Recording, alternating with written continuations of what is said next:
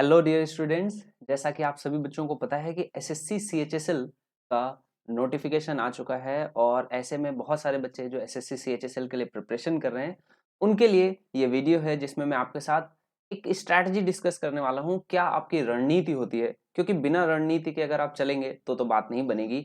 तो एक रणनीति जो आपको फॉलो करनी चाहिए, स्ट्रैटेजी जो इस बचे हुए टाइम पर आपको फॉलो करनी चाहिए, उसके बारे में हम लोग डिस्कशन करेंगे। ठीक है, और ये स्ट्रेटजी अगर आप अपनाएंगे तो क्योंकि मैं मैथ्स का एजुकेटर हूं तो मैथ्स से रिलेटेड आपको बिल्कुल बेनिफिट होगा। ठीक है, तो स्ट्रेटजी पे आ जाते हैं और बात करते हैं क्या स्ट्रेटजी होनी चाहिए। सबसे पहले मेरे बारे में, मेरा नाम आशीष तिवारी है और मैंने पिछले कई वर्षों से एसएससी के एग्जाम्स के लिए मैथ्स पढ़ा रहा हूं और मैंने खुद भी एसएससी सीजीएल का एग्जाम कई बार क्लियर किया है। सीएचएसएल का एग्जाम या एमटीएस के एग्जाम्स को फॉर्म मैंने नहीं भरा था, लेकिन क्योंकि मैं इतने सालों से एसएससी एग्जाम्स के लिए पढ़ा रहा हूँ तो बहुत सारे बच्चे हैं जो एसएससी सीएचएसएल में सिलेक्टेड हैं। रिसेंटली 2 स्टूडेंट्स हैं जो पोस्टल असिस्टेंट की पोस्ट पर मुंबई जैसी जगहों पर हैं। तो बहुत सारे ऐसे स्टूडेंट्स हैं जो मैंने पढ़ाया है और सिलेक्टेड हैं। ठीक है, तो यहाँ पर जो चीजें मैं आपको बताने वाला हूँ वो बिल्कुल आपको हेल्प करेंगी अगर आप पूरी तरह से उन्हें फॉलो करते हैं तो। ठीक है, देखिए सबसे पहले आपको ये समझना है कि कोई भी स्ट्रैटेजी तब तक वर्क नहीं करेगी जब तक वो आपके लिए सूटेबल ना हो।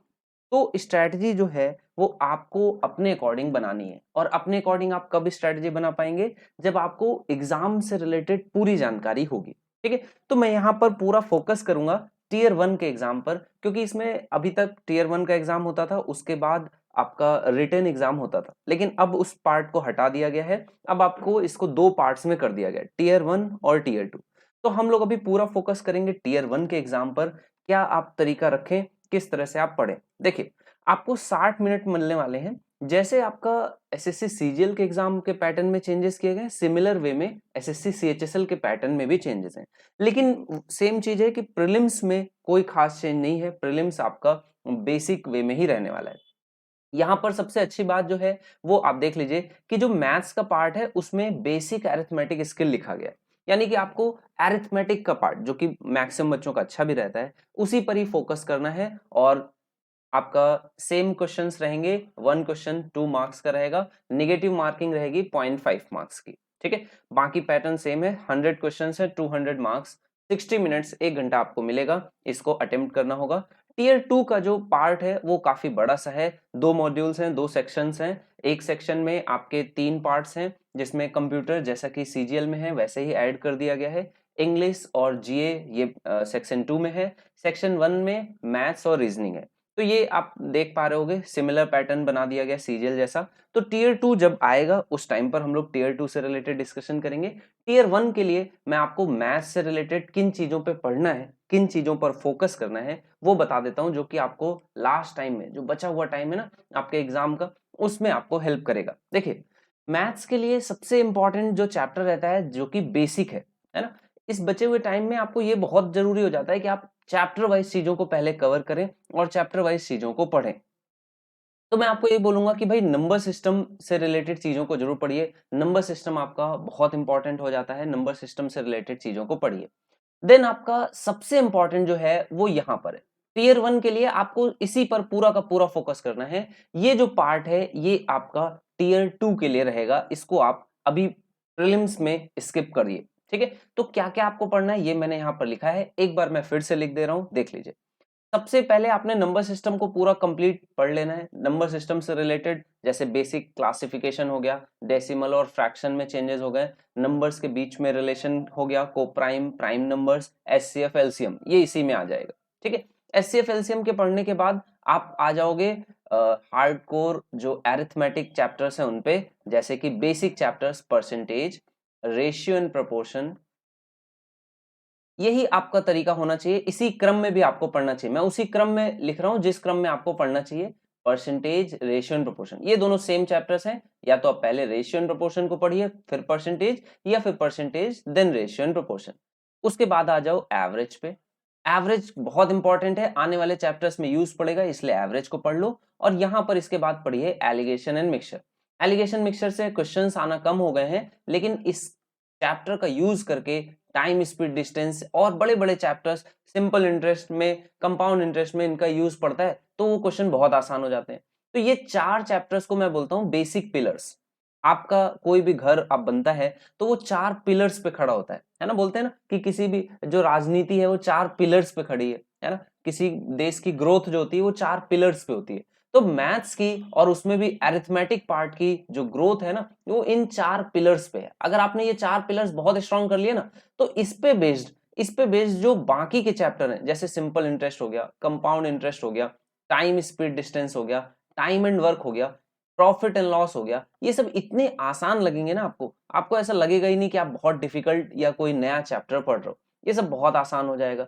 लेकिन उसके लिए ये जो बेसिक चैप्टर्स हैं इनमें आपकी स्ट्रेंथ होनी चाहिए, बहुत अच्छे से आपको इनकी नॉलेज होनी चाहिए। यानी कि परसेंटेज में अगर कोई चेंजेस करे, कोई आपसे पूछे, तो आपको उसके फ्रैक्शन वैल्यूज बहुत अच्छे से याद होने चाहिए। कहीं पर आपको फ्रैक्शन दिया हो और आपसे परसेंटेज में क्वेश्चन पूछा जाए तो आपको परसेंटेज की बहुत अच्छे से नॉलेज होनी चाहिए। रेशियो एंड प्रोपोर्शन की बहुत अच्छे से नॉलेज होनी चाहिए। रेशियो में जब वो पूछता है कि क्रॉस मल्टीप्लिकेशन या रेशियो में चेंजेस करे, या प्रोपोर्शन में कोई पूछे कि फोर्थ प्रोपोर्शनेट क्या होगा या मीन प्रोपोर्शनेट क्या होगा, तो आना चाहिए।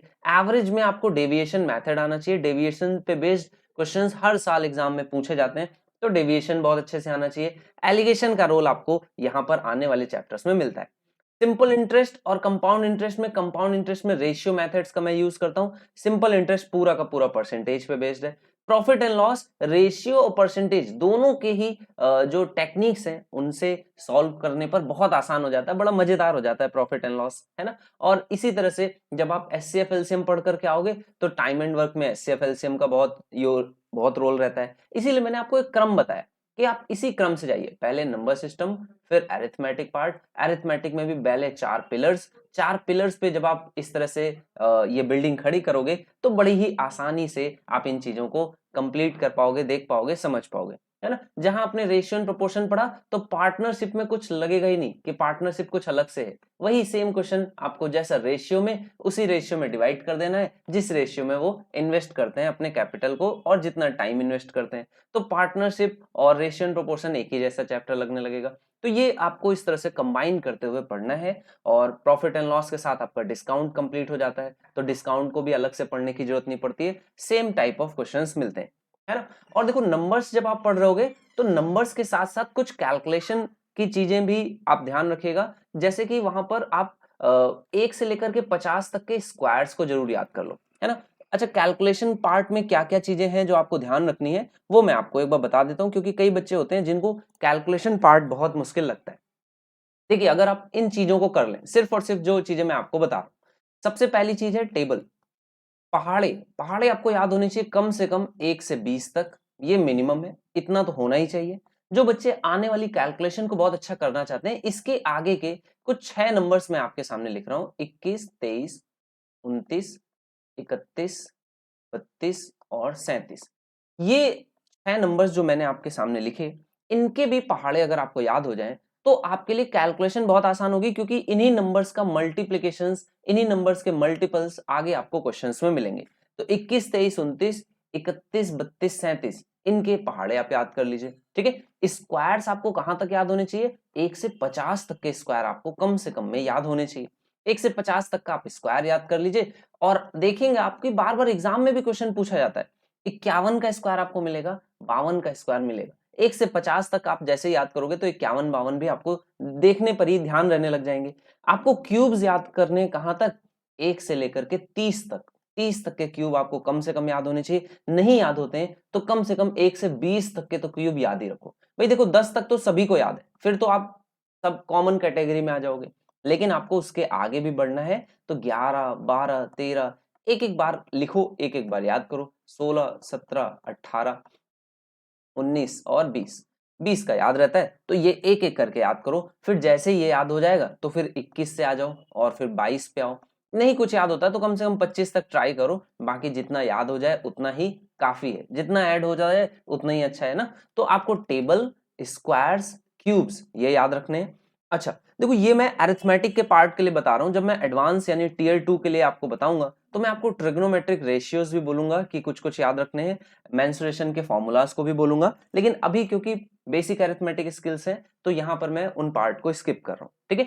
बाकी जब आप टीयर 2 के लिए जाओगे तो मैं आपको इनके लिए भी क्या स्ट्रेटजी रखें, किस तरह से आप करें, वो मैं आपको बताता हूँ, ठीक है। अभी इसके बाद जो मैं सबसे इंपॉर्टेंट पॉइंट बोलने जा रहा हूँ वो बहुत ज्यादा इंपॉर्टेंट है, उसको बहुत ध्यान से देखिए। देखो, प्रैक्टिस का कोई सब्स्टिट्यूट नहीं होता। आप जब खुद से प्रैक्टिस करोगे, नंबर ऑफ क्वेश्चंस की प्रीवियस ईयर्स में जो आए हुए क्वेश्चंस हैं, जितनी आप प्रैक्टिस करोगे, आप अपने आप देखोगे, कोई भी टीचर से आप कुछ भी पढ़ लो, मैं कह रहा हूं जो बेस्ट टीचर भी है आप उससे भी पढ़ना स्टार्ट कर दो। कौन सा बेस्ट टीचर है? कोई भी बेस्ट टीचर नहीं है, सभी टीचर्स एक जैसे हैं। मैंने देखा कि जब एसएससी सीएचएसएल का भी रिसेंटली रिजल्ट आया तो बहुत सारे बच्चों ने ढूंढने लगे कि टॉपर कौन है, टॉपर ने किससे पढ़ा है। भाई देखो, टॉपर जो बनता है ना, मैं एक चीज हमेशा कहता हूँ, इवन जब मैं अपने स्टूडेंट्स को पढ़ा रहा होता हूँ तब भी कहता हूँ कि टॉपर हो या कोई भी बच्चा सेलेक्टेड हो, 99% जो रोल होता है ना वो उसका खुद का होता है। 99% जो रोल है वो उसका खुद का है, 1% जो टीचर है वो उसका गाइडेंस है। बात समझ गए? तो 1% वो उसको बनाता है, लेकिन 99% वो स्टूडेंट अपने आप को खुद को बनाता है। अगर आपको ऐसा लग रहा हो कि नहीं सर ऐसा तो नहीं होता है, तो आप मुझे एक बात बताइए, एक टीचर कम से कम 1 से 2,000 या मैं मान लेता हूं एक बड़ा नंबर कि 10,000 स्टूडेंट्स को पढ़ाता है, लेकिन उस 10,000 में कितने बच्चे सेलेक्ट हो जाते हैं? ज्यादा से ज्यादा 10। आप कभी भी देखना कि अगर 10,000 बच्चों को पढ़ाया तो उसमें से 10 सेलेक्ट हो जाएंगे, और वो यही 10 को ही छापता है कि भाई यही 10 बच्चे हैं जिन्हें मैंने पढ़ाया और देखो सभी सेलेक्ट हो गए। ऐसा होता नहीं है, 1% से ज्यादा स्टूडेंट्स कभी भी सेलेक्ट नहीं होते हैं। आप इस बात को ऐसे भी देख सकते हो कि नंबर ऑफ सेंटर्स, जितने एग्जाम सेंटर्स होते हैं उनमें से एक बच्चा, हर सेंटर से एक बच्चा बस सेलेक्ट होता है। ये रिजल्ट है, ये फैक्ट है। तो टॉपर हो या कोई भी सेलेक्टेड स्टूडेंट है, वो कब सेलेक्ट हो रहा है? 99% उसकी खुद की मेहनत है। वो खुद जाकर के जब हार्ड वर्क कर रहा है, खुद जाकर के जब वो प्रैक्टिस कर रहा है, तब जाकर के वो सेलेक्ट होता है। तो यही मैं आपको भी स्ट्रेटजी बोलूंगा कि जो आप अपनाएं रणनीति, वो उसमें, उस रणनीति में सबसे ज्यादा जो रोल होना चाहिए वो आपका खुद का समय होना चाहिए। अपने लिए आप समय निकालिए, अपने लिए आप प्रैक्टिस करिए। जितना प्रीवियस क्वेश्चंस के प्रैक्टिस करेंगे, ऑटोमेटिकली आपकी स्पीड इंप्रूव होगी। ऑटोमेटिकली जब आप टाइम बाउंड मैनर में प्रैक्टिस करोगे तो आपकी जो एक्यूरेसी है वो भी इंप्रूव हो जाएगी। समझ गए? तो सबसे पहली चीज जो है वो आपको प्रैक्टिस करनी है, और दूसरी चीज जो सबसे इंपॉर्टेंट है, जिसके बिना आपका सिलेक्शन नहीं हो सकता है, वो है कंसिस्टेंसी। कई बच्चे क्या होता है, पहले दिन तो 5 घंटे पढ़ा, है ना, बना लिया भाई अपने लिए टाइम टेबल, और पहले दिन से स्टार्ट किया और 5 घंटे पढ़ा, अगले दिन 4 घंटे हो गया, और फिर या फिर ऐसा भी हो जाता है, कई बच्चे 2-3 दिन तक करते हैं लेकिन फिर 2-3 दिन गैप मार जाते हैं। देखो बेटा, आप भले ही 1 घंटे डेली पढ़िए, लेकिन कंसिस्टेंसी बहुत इंपॉर्टेंट है। बिना कंसिस्टेंसी के बात नहीं बनेगी, सिलेक्शन नहीं होगा। 100% मैं ये बात आपको बोल रहा हूँ, यानी कि आपको रेगुलर पढ़ना है। भले ही थोड़ा पढ़िए लेकिन रेगुलर पढ़िए। एक दिन बहुत सारा और एक दिन बिल्कुल भी नहीं, इससे बात नहीं बनेगी, है ना। तो ये कुछ बातें हैं जिनका अगर आप ध्यान रखोगे तो बिल्कुल बढ़िया से आप सेलेक्ट होंगे। और मेरी आप सभी बच्चों के साथ यही कामना भी है कि ऑल द बेस्ट आप सभी बच्चे, और जो भी बच्चा है सभी बच्चों को मैं चाहता हूं कि सेलेक्ट हों और अच्छे से अपनी स्टडी को कंटिन्यू करें। देखिए, आप सभी को पता है कि यहाँ पर अनअकैडमी पर हम लोग पढ़ाते हैं और पूरी मेहनत से, है ना, पूरा मन से पढ़ाते हैं। हम लोग यही ट्राई करते हैं कि जो भी बच्चे हैं ना वो सभी सेलेक्ट हो जाएं। हम लोग ऐसा नहीं सोचते हैं कि भाई जिसको हमने पढ़ाया वही सेलेक्ट हो। जितने भी बच्चे हैं, जितने भी स्टूडेंट्स हैं जो पढ़ रहे हैं, जो तैयारी कर रहे हैं, वो सभी सेलेक्ट होने चाहिए। तो यही कामना मेरी आप बच्चों के साथ भी है कि आप बच्चे भी इसी तरह से अपनी स्टडी को कंटिन्यू करते रहें और आप सब भी जल्दी से सेलेक्ट हो जाएं। ठीक है, चलिए, तो आज के सेशन को मैं यहाँ पर एंड करूंगा, और इससे पहले कि मैं सेशन को एंड करूं, एक बात मैं आप सभी बच्चों को बताना चाहता हूं, दैट इज, आप सबको पता है कि एसएससी सीएचएसएल के लिए अनअकैडमी भी एक बैच लेकर के आया है जिसमें मैथ्स मैं ही पढ़ाने वाला हूँ। ठीक है, तो मैथ्स जिसमें मैं कंटिन्यू करूंगा, तो आप लोग यहाँ पर इस बैच को भी ज्वाइन कर सकते हो। ये बैच 8 दिसंबर यानी आज से ही स्टार्ट हो गया है। तो इसमें मैं रहूंगा, रॉबिन सर हैं, और अमन वशिष्ठ सर रहेंगे। जीएस के लिए आपको पता है जितेंद्र सर हैं। तो सभी टॉप एजुकेटर्स हैं और इसमें आप ज्वाइन कर सकते हैं और एसएससी सीएचएसएल के लिए कंप्लीट होगा और बढ़िया से आपकी प्रिपरेशन को हम लोग कराएंगे। जो भी बच्चे ज्वाइन करना चाहते हैं प्लस सब्सक्रिप्शन, आप मेरा कोड यूज कर सकते हैं आशीष.तिवारी। आइकॉनिक के लिए भी सेम कोड आप यूज कर सकते हो आशीष.तिवारी। ठीक है, चलिए तो मिलते हैं नेक्स्ट सेशन में। Take care, bye bye.